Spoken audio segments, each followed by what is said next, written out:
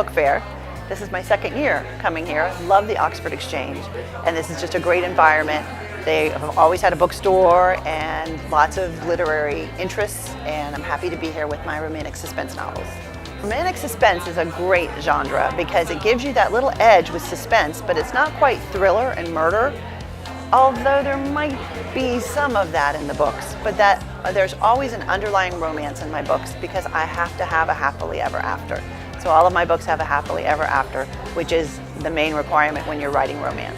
Tampa has my heart, and I can remember just Gasparilla years ago when the pirate ship used to come all the way up the river before the Crosstown Expressway. So I just have so much history here in Tampa, and so my first 3 books were Tampa-based books. And there's many scenes in those books with Bayshore Boulevard and lots of different places, and I just love carrying that message through for Tampa. My latest book is called I Can Handle Him, and it's a San Antonio-based story. And it's about a guy who is trouble and 2 best friends who are trying to prove that he is not. And I really wanted to write a book about how far would you go for a friend? Would you risk your job? Would you risk your safety? And I wanted that dynamic of 2 best friends that liked a guy, one maybe more than another, and maybe the guy likes one maybe more than the other. And it's a great dynamic, and I'm very happy with how it came out. Well, anyone that wanted to get started writing a book, what I would say is sit down and start writing, because that's what I did. I am not a reader. I have not read a book in years. I couldn't tell you the last 5 books that I read. And I still, even though I've written and published 5 books, I still haven't read any books. So I'm completely out of my zone. So if I can do it without having a knowledge base of books, anyone can write. And my journey was just an idea in my head.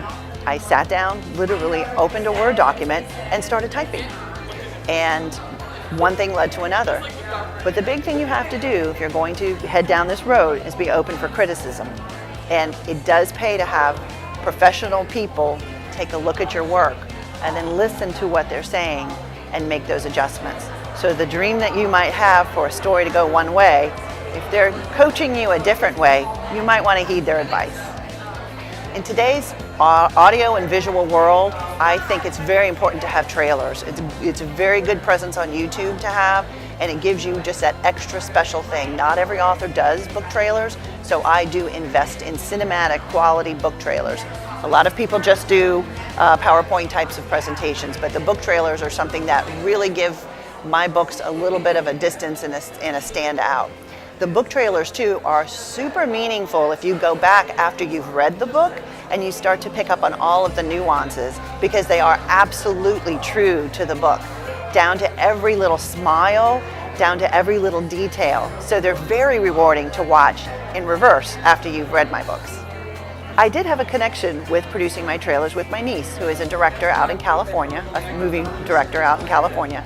And she is a graduate of the University of South Florida. And it's an interesting story because USF does not have a film program, but she put together a really good curriculum with mass communications and also theater classes. And she's won national awards, international awards, and right now is working on a TV pilot. So I was very fortunate to have her, but I will say, I still have to pay. Anyone that's worth it is worth paying for. And so I'm happy to give that to another USF grad.